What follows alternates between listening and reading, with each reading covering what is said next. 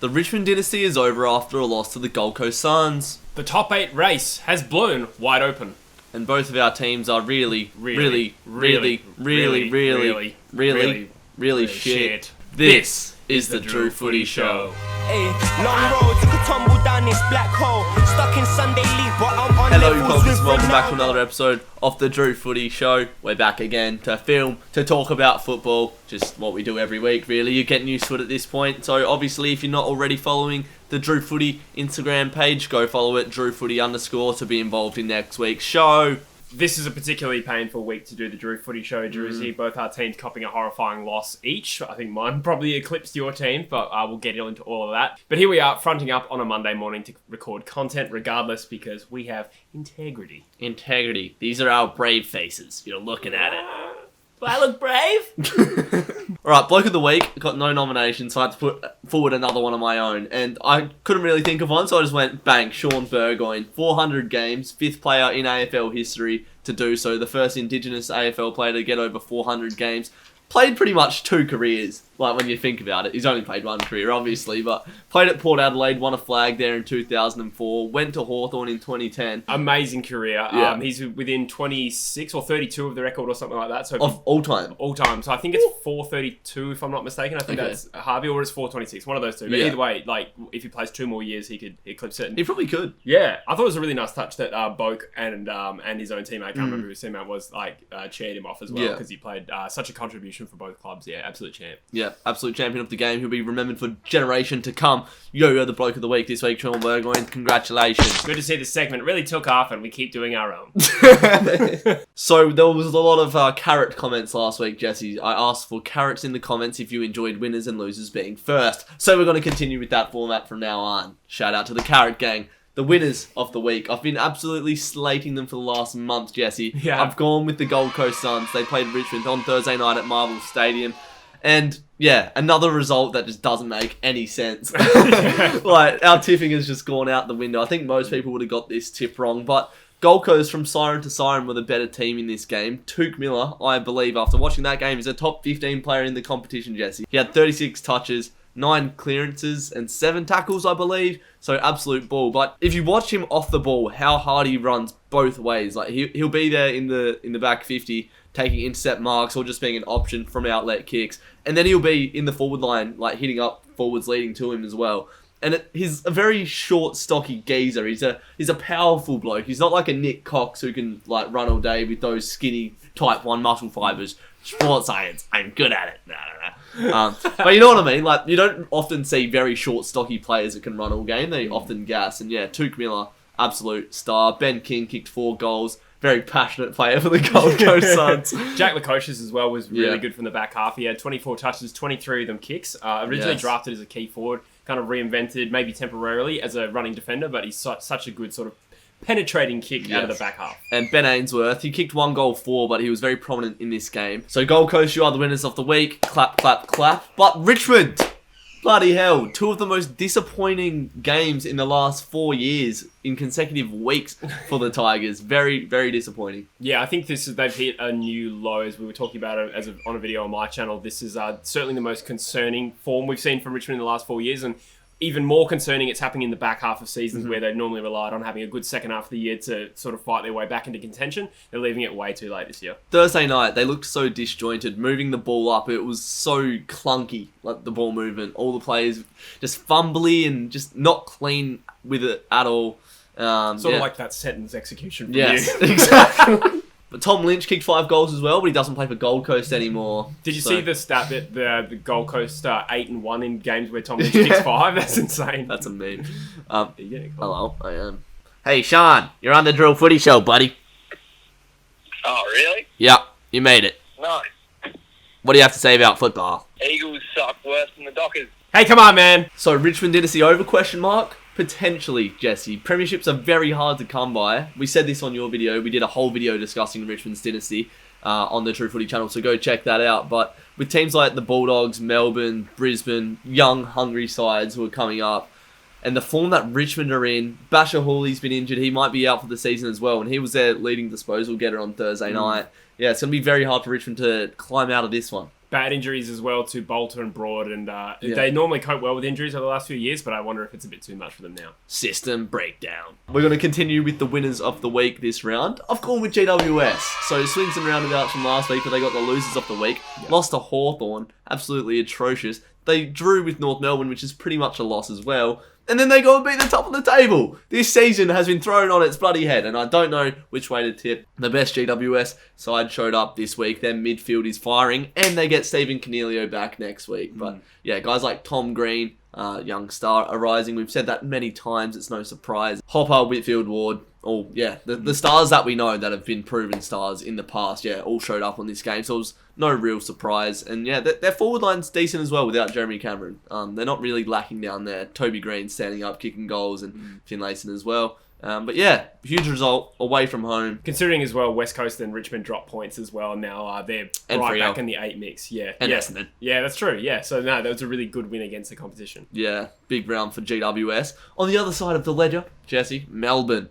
First home game in a month because of COVID and that, and they lost to GWS. They really should have been winning this game. When you're the top side, you're meant to beat the sides below you. That's like how football works. You're meant to beat sides that are worse than you and that. It's really intricate. You probably wouldn't get it, but they're still a very solid defensive side, Jesse. They set up really well defensively, but I've got a stat here because I'm really good at YouTube and stuff, so I'm just going to read it out. Only once in the first 12 rounds, they scored less than 80 points, and then the last 3 weeks, they've scored less than 80. So they're not finding the goals as easy as they were at the start of the season. They haven't even been playing Ben Brown, who was their biggest signing. Wiedemann and Brown were left out this week as well. Whether that would have won the game, I doubt, but still, when you can't generate a score and you leave out 2 good key forwards, it's weird. Yeah, well, when your main option's Bailey Fritsch and Tom McDonald, I mean, you can't rely on them guys every week, can you? You put too much pressure on a medium forward in Fritsch, who's a great player, but if you take away other tall targets, then he's probably not going to do as well. Yeah, definitely need those big forwards to come back and deliver. Like a postman. Almost. So we got a question here from Mason Knight, and he asks, are Melbourne still premiership favourites considering they are dropping games like these? I reckon their premiership stock has dropped a little bit. I think that's fair. When you consider favouritism and the odds, it's always based on sort of what we know. Yeah. And obviously, with the current form slump, they're behind the Dogs, I would say. And they'd probably lose to Geelong and Brisbane on current form. Yeah. But then again, 3 weeks ago, it was a completely different story. So I still think they're my team to win the flag. Is not my rough pick, but that's probably my call at the moment.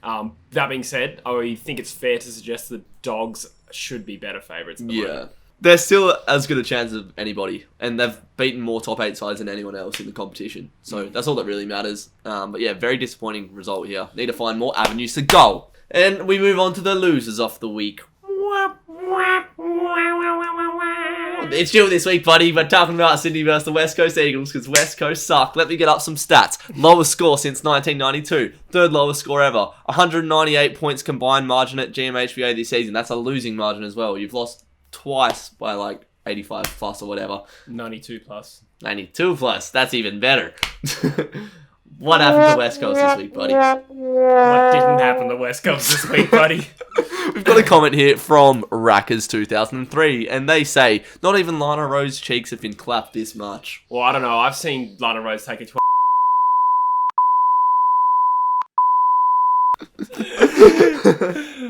I just want to bleep that out. West Coast Jesse. It looked like Sydney were running around cones for most of this game. An absolute training drill. I think the Eagles were running around on cones. Don't do drugs. Tell us then, where's it all going wrong? It couldn't have got much worse a couple of weeks ago when you lost to Essendon at home, but then you beat Richmond and it was all like, oh, gravy, we're going to win the flag still. And then you get pumped at home to the Bulldogs, expecting a response at a ground that you never win at, against a side that you never win against, and you just get absolutely clapped. Yeah, I think the Eagles have an attitude problem.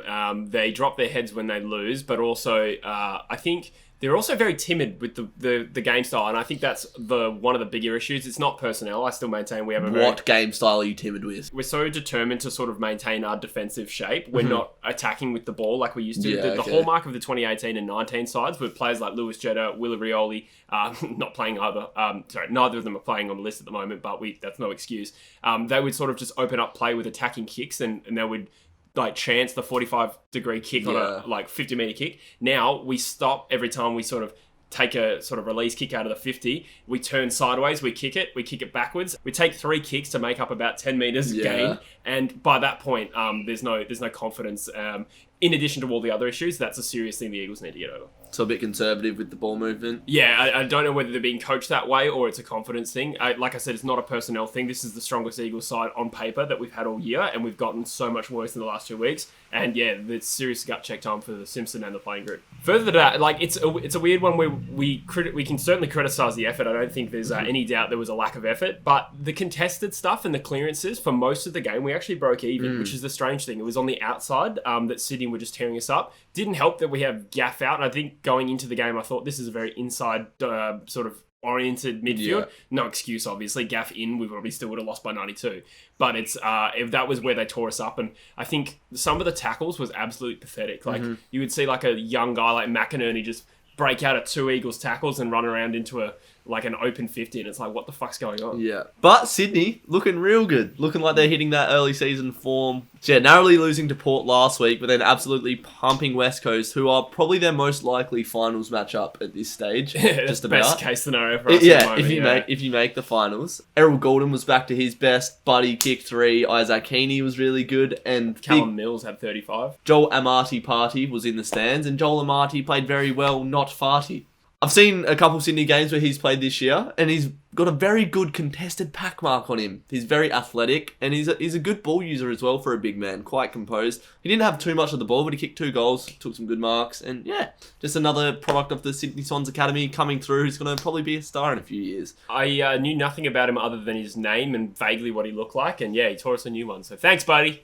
Lana Rhodes. So that's the end of the winners and losers. So we'll just go back to the original programming. Let's go. Friday night game, Geelong versus Essendon. I streamed this game, but I was too busy doing push-ups. I did 101 push-ups on my stream. One for every Dalmatian. Geelong started this game really slowly. Essendon, I think, kicked the first 4 goals of the game. Jake Stringer kicked 2 in the first quarter. His form at the moment is unreal. He's hit a real purple patch in his season. The last few weeks, he's just been that explosive player that we know, playing without fear, just busting through packs, kicking sick goals. But I think Geelong put a cap on his ass.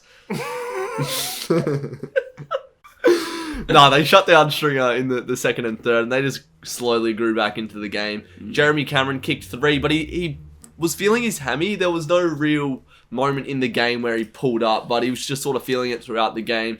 He had a test before the game to see if he was eligible to play, passed it, and then as soon as he got out there, it was a bit chilly, muscles light. They don't like it when it's cold and that. And I love chilly muscles. So it's looking like he'll be out for up to a month, Jeremy Cameron. Wow. Freo play Geelong soon, so that's going to bolster our prospects. That might make it even. Yeah. But no, it's never good to see someone go down with an injury. Tom Hawkins kicked 5 and Geelong's got the job done. They always find a way to win. Classic Geelong. Did he not kick 6? And he kicked 6 goals. But it's pretty good. Leave that in. No.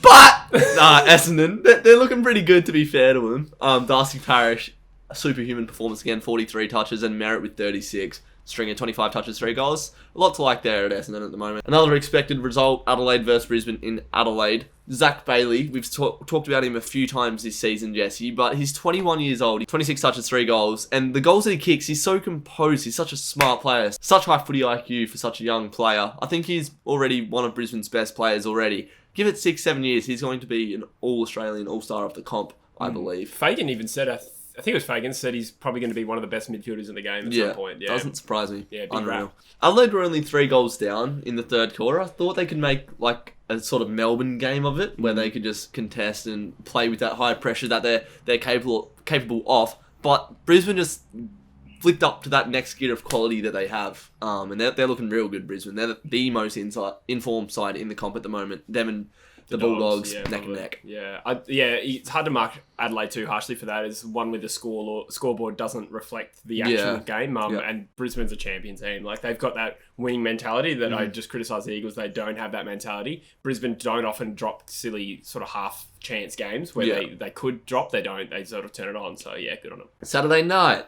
Freo versus Carlton. You said last week you hope I'd be heartbroken, and I was, but only a little bit. It was, out of the last 4 times we've played Carlton, we've lost all 4. This was like my favourite one. The The slow start literally just cost us the game though, and it's so annoying. We had 4 more scoring shots, dominated the clearances. That slow start, Freo just weren't tight enough to their man, had no composure. Just didn't take our chances all game long, but at the start of the second quarter through to about just into the fourth, Freo were the better side. Carlton were just hanging on. Liam Henry, he's improving every week, just lacked execution, missed 3 real easy goals, which probably would have won us the game. Literally, if we kicked straight in this game, I know it's a very easy thing to say, but I genuinely think we would have won. I think Freo were the better side for the majority of this game. Carlton, to be fair to them, held on when Freo were coming in hot, but yeah, we didn't kick straight, so they didn't really have to worry about too much scoreboard pressure. Jack Silvani and Paddy Dower probably had their best games for Carlton ever, so it's good to see some of those players outside of the core group of elite talent there actually lifting for them. Matthew Kennedy as well is one I'd nominate, sort of stood up. Cripps got injured as well. He played the game out. Yeah, right. Yeah, Walsh with the sealer, what a great goal that was. He was probably best on ground. But I wasn't overly convinced by Carlton. I didn't think they were too great. They did what they had to do to win. Freo were dropping really deep and they kept dropping the ball short and having long distance set shots. Frustrating loss considering Freo probably could have gone 8th, maybe even hopping West Coast on percentage if we had a kick straight. That's how bad West Coast percentage took a hit this week. It dropped by like 9%. That's ridiculous. Fuck's sake. We're going to talk about the top 8 race on Jesse's channel in a separate video, but with Freo's run home, we've got all top 8 sides except for Hawthorn and St Kilda. So it's going to be a very rough run home for the Dockers. I'd be surprised if we won 3 games for the rest of the season, to be honest. Right. Inaccuracy telling the story again. 8 goals, 16. You flip that around or even halve that, you win the game. So it's ridiculous. Right, Hawthorn played Port in Sean Burgoyne's 400th game, which we mentioned before, but they just lost, didn't they? Port are a better side. They beat sides that are worse than them. They're just one of those very consistent sides that can do that. What do you say? Like very... Predictable. Yeah. Yes. Reliable, predictable. Yeah. They just got the job done at Marvel. Ollie Wines making a late run for the Brownlow with another 3 votes, 43 touches. Absolute bull. Yeah, he's a star, hey. Like, I remember when he started his career, he started hot, and then people kind of slept on him for the last few years, and then that's because he hasn't really been performing, but now he's broken out, and he's one of those players that sort of does a dip and then comes back way harder. So yeah, good on him. He's killing it. We do have a question from Zachary Santafanti. That's a sick name. With key players now coming back, do you guys think Port will lock in a top 4 spot?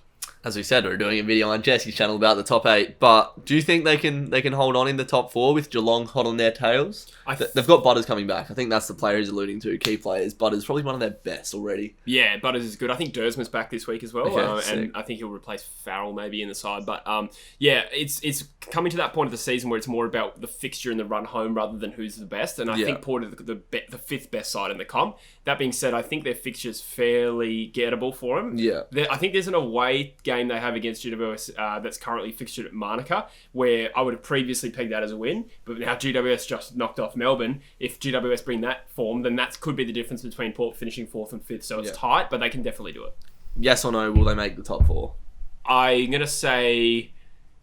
no, but it's a 50-50 for me, to be honest, just based on the fixture. Yeah. And then Collingwood St Kilda, that was yesterday, Sunday, great game. It was pretty cold. Everyone looked really cold at the game. Like lots of layers and hoodies and scarves. They had some good form a couple of weeks ago, beating Adelaide, then beating Melbourne, and then Buckley left. Robert Harvey's come in, and there's been no spark, which you see sometimes when you get a new coach. It's like a new life rejuvenation into a club. I can't speak today, but there just hasn't been any of that from Collingwood, which has been pretty disappointing. They had a pretty late run to win this game. I think they kicked like 4 or 5 in the last quarter, a couple points as well, so they probably could have snatched this, but they were too conservative, just like West Coast, with their ball movement in the first half. And then once they started playing without fear, they sort of started getting on the score sheet. Jack Steele for St Kilda had an absolutely mammoth game. I think he had 14 tackles. Yeah, that's fucking huge. Massive effort. And yeah, St Kilda won a game which they probably would be expected to. And they're sort of in the finals hunt now as well, level on points with Freo. So how have they come from the ruins to be in this situation? It'd be pretty good if they could make finals, to be fair to them. It's an indictment on all the other top 8 fancies, including my club and to some extent your club. I think my club's probably been more shameful in some of the results over the last month. But talking about Collingwood, I think with your reference to Harvey there, sometimes it's hard to back up at a really emotional event. So Buckley's last game, they got up and beat the D's, and I think they had a bye. So I think mentally that's probably why you don't see the spark. This is almost a carbon copy of their game against Geelong earlier in the year at the G, where Geelong got out to a massive lead and they came back to get within 10. It's almost a carbon copy of that game. So yeah, weird little pattern there for Collingwood. So St Kilda win 2 in a row for the first time in recent memory. But the difference has probably been having both their rucks in. Ron Marshall's had quite a lot of time on the sidelines this year. He dominated the ruck against Richmond, which won them that game. And now him and Paddy Ryder are in form. They played really well against Collingwood. And that's probably just the difference. Ron Marshall's one of St Kilda's most important players, I think. And Paddy Ryder, at his age, still killing it. They're starting to get some results on the board, although they might be ultimately paying for a really, really poor start of the season. Although that percentage is not looking so bad now when West Coast has 95%. I think GWS is like 97. Richmond's around 100. What's St Kilda? Oh, I think it's about 85, but it's not as stark as it used to be. Yeah. Western Bulldogs played North Melbourne in the last game of the round at Marvel, a fixture which they got absolutely pumped in at the start of the season by 140 points. They didn't get absolutely pumped in this game, so good job, North Melbourne. You are the winners of the week. A little bit of improvement there. They didn't look too bad. Like, they were actually moving the ball up the ground quite well and hitting targets, which for a bottom side, I was quite impressed with, competing with the Bulldogs somewhat. But obviously, Bulldogs were never going to drop this game. They're absolutely quality on every line. Cody Waitman was the star of this game. He kicked 4 goals, took really good contested marks, very speedy. He's probably keeping out Jamara Ugle-Hagan. Just what we needed. Another Bulldogs forward kicking a lot of goals. Fantastic. Scoring power. Yeah, fuck true. Yeah, like you touched with North, they've definitely been improved. There's no doubt about that. Their last 4 to 5 weeks, I think maybe since their strong finish against St Kilda, they kicked 5 in the last quarter, and since then their form has been pretty solid, which has been kind of inevitable, but at least they sort of they kind of passed the test a little bit doing it against a team that's, arguably premiership favourite right now. And good time to play North Melbourne, isn't it? Yeah, fuck, if you lose to North Melbourne, that'd be very fun. It's an absolute indictment that we're even at the point where we say, ooh, could North win this?